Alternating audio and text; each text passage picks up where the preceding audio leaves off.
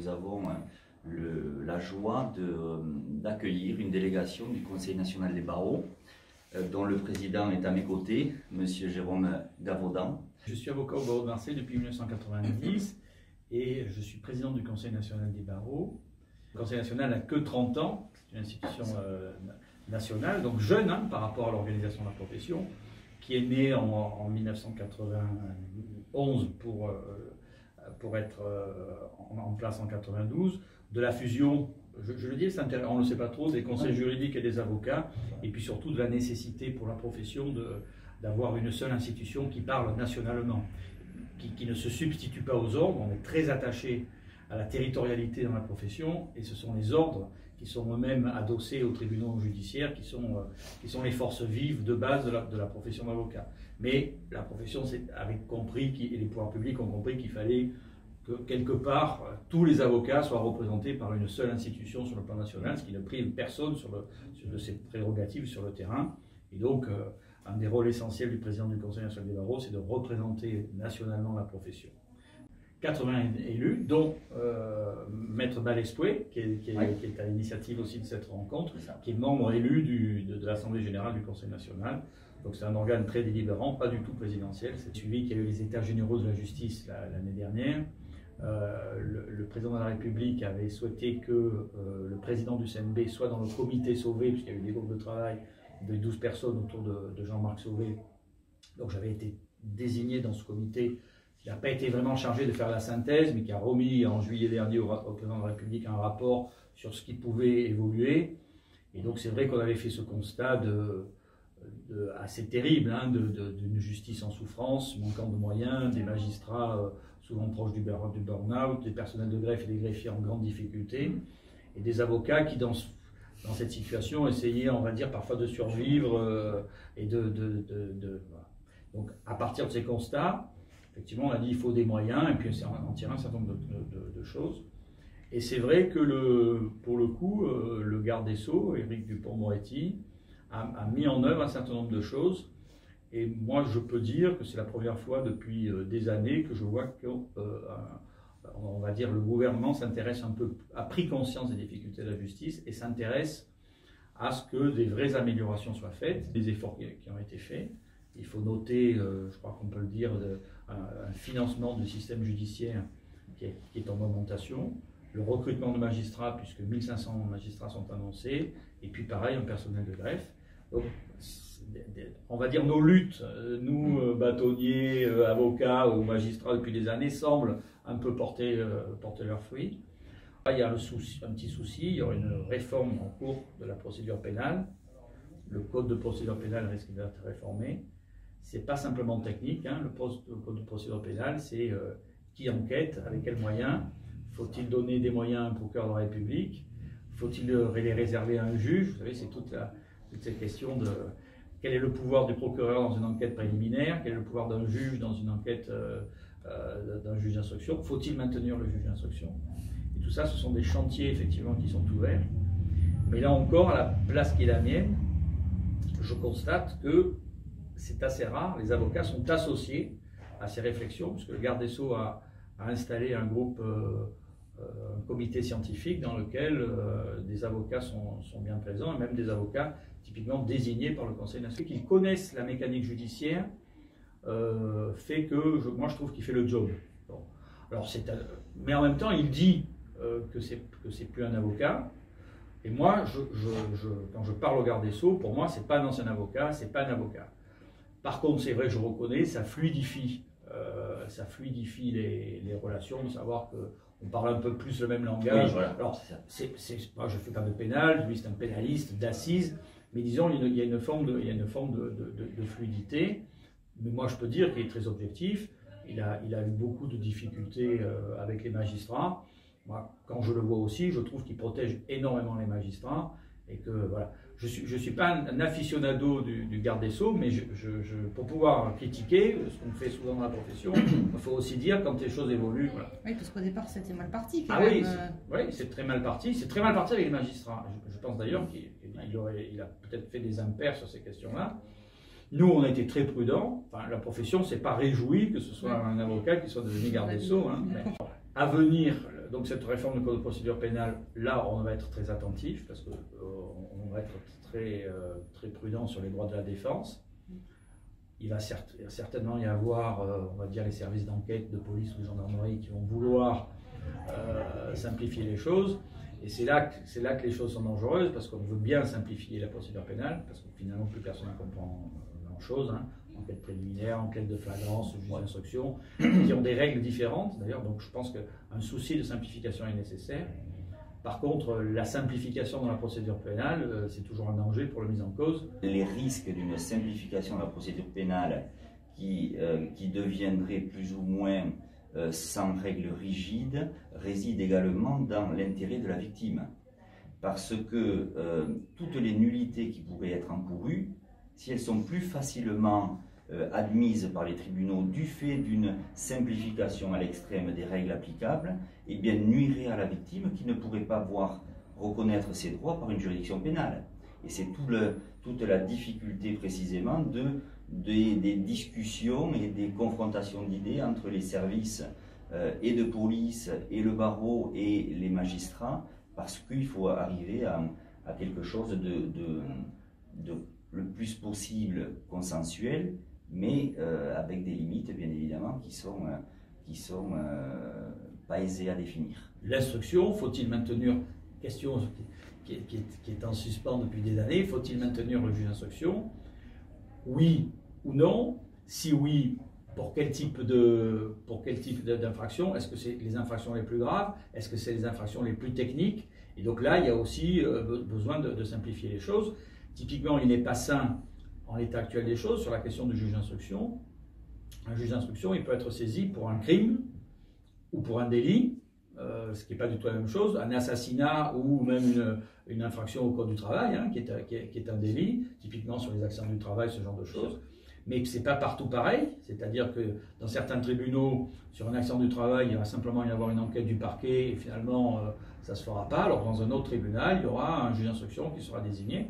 Donc finalement, il y a une forme d'inégalité en fonction des lieux où on est, sur la même infraction, n'est pas traitée de la même manière, n'est pas traitée avec les mêmes règles procédurales. Donc il y a besoin d'éclaircir. Le point de vigilance que nous, les bâtonniers et les barreaux auront, ça sera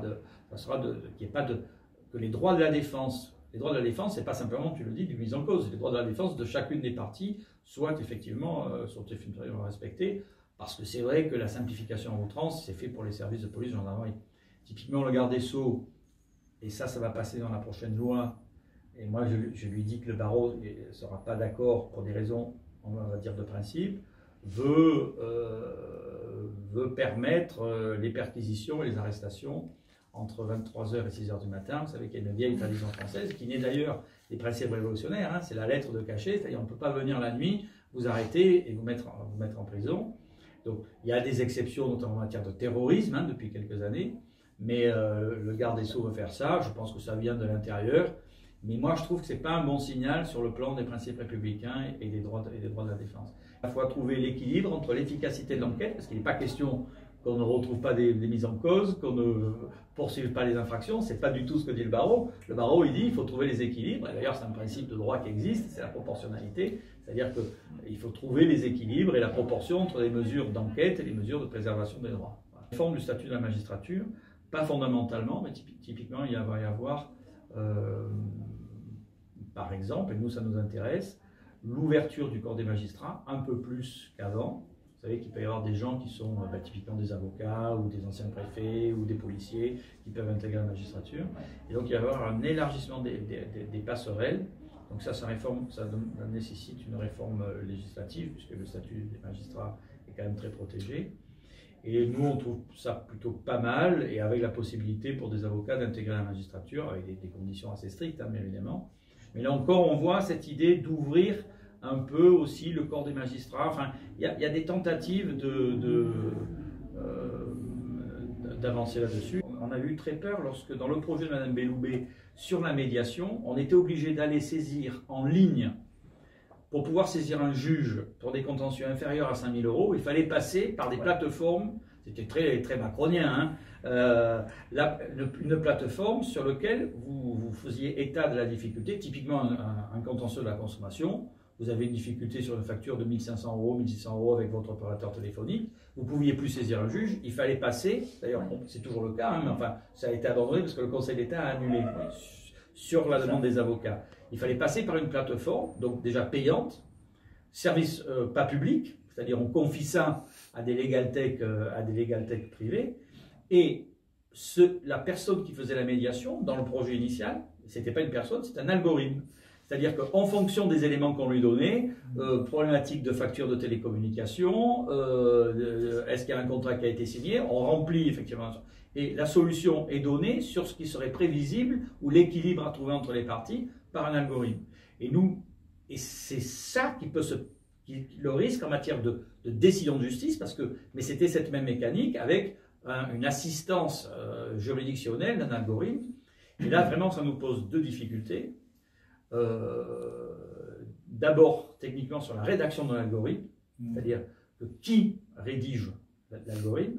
Vous comprenez bien que si vous confiez à une compagnie d'assurance de réfléchir sur un algorithme, par définition, il risque d'avoir des biais qui sont non la responsabilité engagée et deux, on va payer le moins possible. Donc on va collecter des informations et trouver la juridiction qui accorde le moins de dommages et intérêts dans ce type de contentieux. Donc nous, on veut absolument que si il puisse y avoir une aide numérique aux magistrats sur ce type de situation, il faut que l'algorithme soit contrôlé par un comité indépendant et technique. Donc ça, c'est dangereux. Puis deux, on veut qu'il y ait évidemment toujours une personne humaine qui regarde, qui vérifie, puis qui apprécie quand même l'humanité, parce que la vie des gens, y compris les contentieux des gens, qu'ils soient en civil ou en toute autre matière, ils sont... voilà.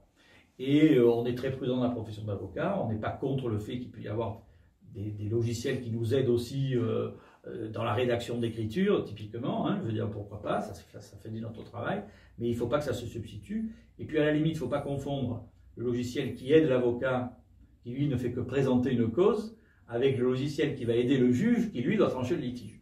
Donc effectivement, on est très attentif.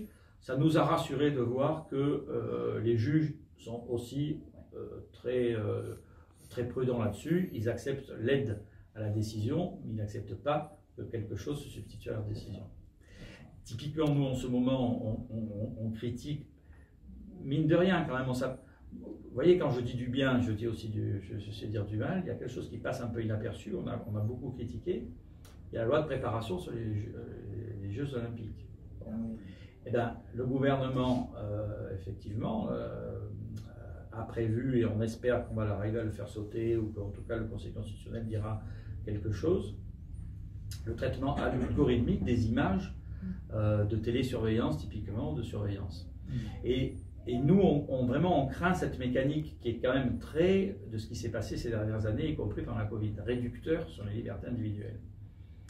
On dit full, et avec une forme de sophisme, et ça, je n'avais pas pensé à le dire, je le dis. On dit attention danger. Donc c'est très discours du gouvernement. Covid, attention danger, terrorisme, attention danger, full, attention danger. Donc on dit on fait peur. On pose ça. Sauf que les Jeux Olympiques, c'est pas forcément attention danger. Oui, il peut y avoir du terrorisme, oui, il peut y avoir des moments de foule, mais enfin, c'est d'abord un moment convivial, sportif, c'est tout l'inverse de quelque chose qui ne devrait pas être de quelque chose de tendu. Donc on dit attention danger. Deux, on autorise, mais ça existe déjà, la captation d'images. Trois, on met des drones qui vont... et quatre, désormais, ça c'est nouveau, on est le premier pays d'Europe qui l'imaginons, un algorithme sur le drone qui est chargé de détecter dans sa captation d'image les situations présumées dangereuses ou d'agression potentielle ou des situations anormales. Et là, on revient à la question sur les algorithmes. Qui crée l'algorithme? C'est quoi la situation anormale? C'est-à-dire que vous avez des milliers de personnes qui vont être surveillées avec un algorithme qui va détecter, par exemple, il pleut, vous mettez une capuche. Est-ce que ça va être une situation anormale? Est-ce que le simple fait que votre gamin de 15 ans, quand vous êtes au stade, mette une capuche, ça autorise effectivement à ce qu'un policier vienne contrôler en disant la machine, parce que ce n'est qu'une machine, a estimé que. Et nous, la profession d'avocat, typiquement le Conseil national des barreaux, on s'oppose à ça parce que, évidemment, c'est toujours la même problématique que l'efficacité. Oui, il faut être efficace, mais jusqu'à présent, il n'y avait pas besoin d'être survolé par des drones Et là, voilà, on est toujours sur... Et nous, par exemple, on dit, c'est pas pareil qu'un officier de police ou un agent de police détecte une situation que une surveillance de masse. Et là, on nous répond toujours l'efficacité. Oui, mais il y a un moment. Et ensuite, d'autres problématiques. Les images vont être conservées combien de temps? Je l'ai évoqué, qui va rédiger l'algorithme? Évidemment, si vous demandez à des policiers, ils vont vous cocher beaucoup de trucs. Celui qui est chargé de la surveillance et de la sécurité, ce qui est nécessaire, hein, je veux dire, on revient pas, enfin, les forces de l'ordre, c'est nécessaire, elles sont très utiles, etc. Mais nous, on est en amont et on se dit, mais quel besoin y a-t-il parce qu'on commence sur ça. Et d'ailleurs, ça aussi, c'est typique de nos derniers, il faut y aller, nos derniers gouvernements, on dit c'est expérimental. Donc ils nous disent c'est expérimental pour les Jeux Olympiques, sauf que... On en parle pour les manifestations des drones. Mais évidemment, on en parle pour les manifestations, et ils nous disent c'est 2025. Donc on est toujours dans ce schéma où... Et moi je trouve que, alors il m'a dit, il faut que j'arrête, bâtonnier, on part d'un principe qui est, on crée la peur et on trouve les solutions. Voilà. Et là, voilà, on sert à ça. Alors on ne se prend pas pour les grands démocrates, etc., les avocats, mais c'est vrai que c'est notre ADN d'attirer l'attention des uns et des autres sur ces sujets-là. Parce que ce sujet-là, typiquement, pas grand monde l'a vu. Et moi je dis que c'est un passage à quelque chose de nouveau, qui est de surveiller les foules par un algorithme. Bah, moi, je me dis, prudence.